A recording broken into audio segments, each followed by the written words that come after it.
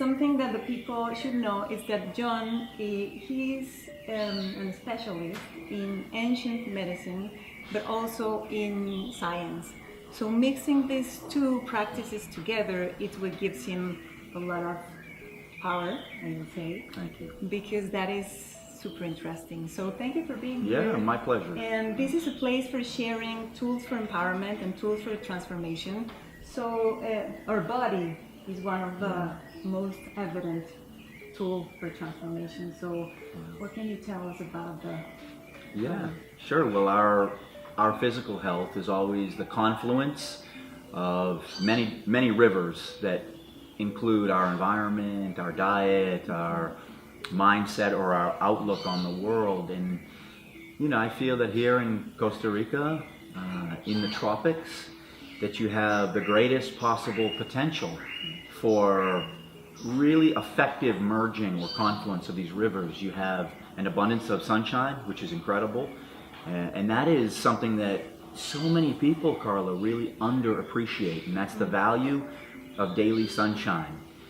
It's a very powerful component of epigenomics. When sunlight strikes our skin and it's not filtered out with sunscreens or through glass, we have a full spectrum of light that can penetrate deep into the skin, and it can resuscitate or invigorate mitochondria, which of course are responsible for energy production in all of our cells. And in so many aspects of what we say disease etiology, so many aspects of a disease etiology has to do with mitochondrial dysfunction.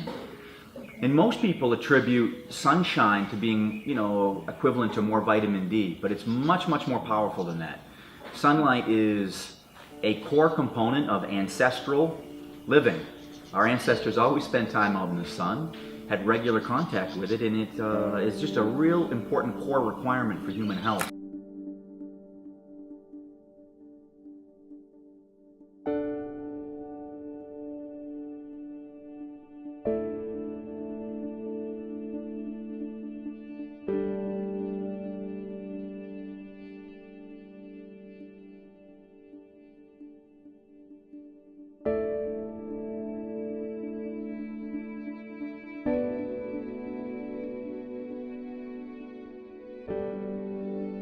Insulin is a very important hormone that controls everything else secondary, right? So if your insulin levels are high, you may produce more estrogen. If your insulin levels are high, you may also have more inflammation. So everything can become initiated with elevated insulin, and having more sunlight can reduce your fasting insulin levels. So it's a big part of this diabetes epidemic. A lot of it's hinged to sunlight, vitamin D, and the endocrine changes that flow from both of those.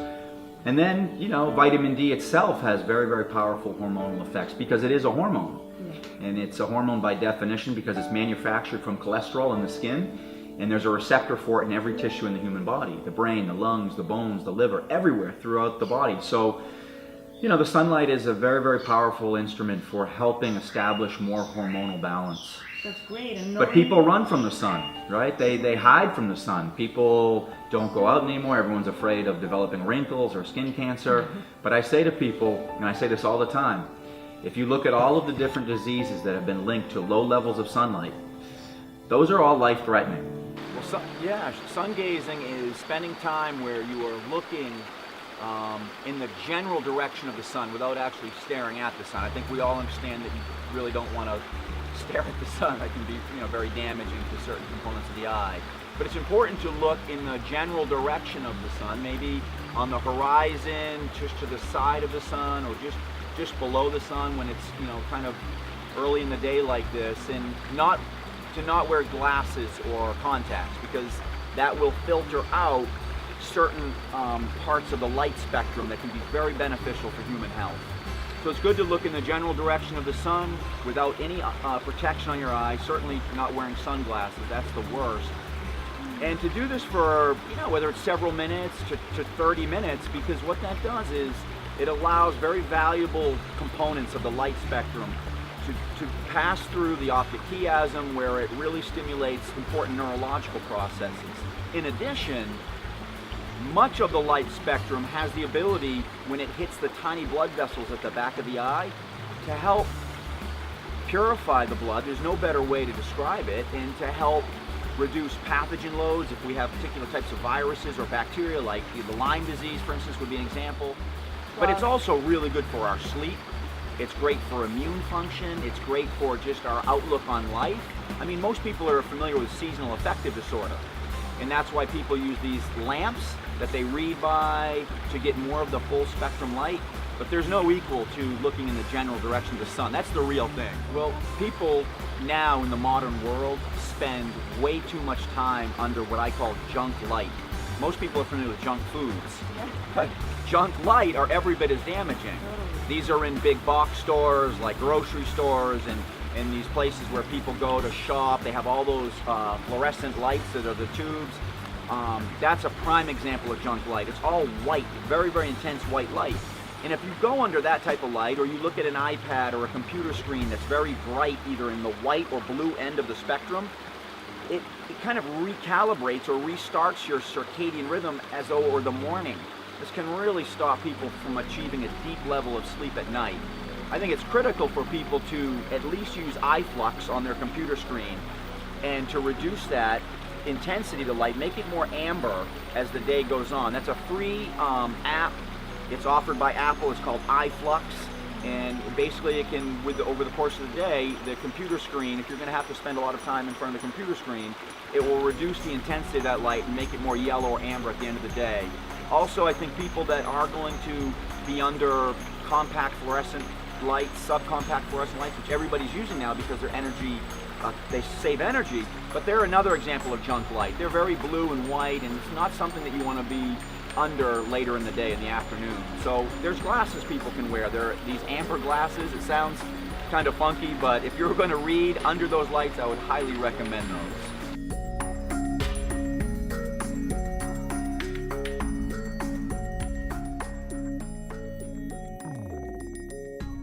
I encourage everyone, regardless of skin type, to start with at least a half an hour a day, minimum, on their arms and legs and face. And then, depending on skin type, maybe more. But you start with a half an hour a day and maybe work up to an hour a day.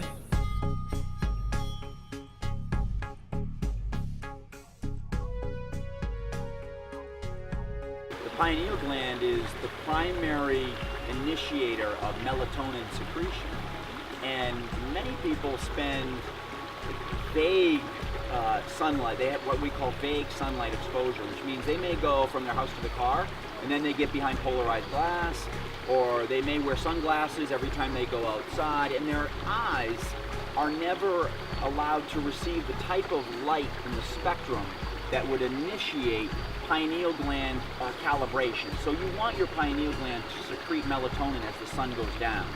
But if people are always behind sunglasses or windows, the pineal gland never really goes into this activity mode. So basically, the pineal gland may secrete a little bit of melatonin throughout the day, as opposed to stopping it in the morning and releasing melatonin with more efficacy later in the day or in the evening. So it's important to give your pineal gland kind of those bookends of when to be active and when to slow down. And getting early morning sunlight, like it is now, that stops the pineal gland and it allows it to rejuvenate and to reload with melatonin. And then when we go out at the end of the day, that's very important for good quality sleep. To spend a half an hour at the end of the day when the sun is going down, that primes the pineal gland to then be more productive at night. So sunlight is really critical for allowing the pineal gland to work with your schedule.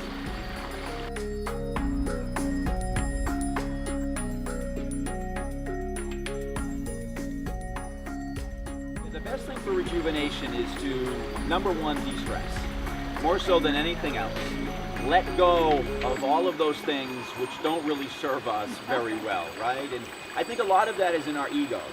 I think too often we look at things that may stress us out, and they're not really threats to the quality of life. Right, they're just perceived threats to our ego. So number one is identify, the things that are just really holding us back in life. And then after that, find a way, whether it's by yourself, with your family, with loved ones, to get out in nature, to relax, to be more active, to move. I think it's really important that people move every day. It doesn't have to be prescribed exercise. It could be whatever it is someone loves to do. Dancing is great, yeah, riding a bike or swimming or whatever it is that makes someone want to move. That's critical. So de-stress, move every day, get out in the sunlight, and then eat those foods which are more biologically compatible with who we are. For me, that's, if people can put, those 4 or 5 pieces together, I think the sky's the limit.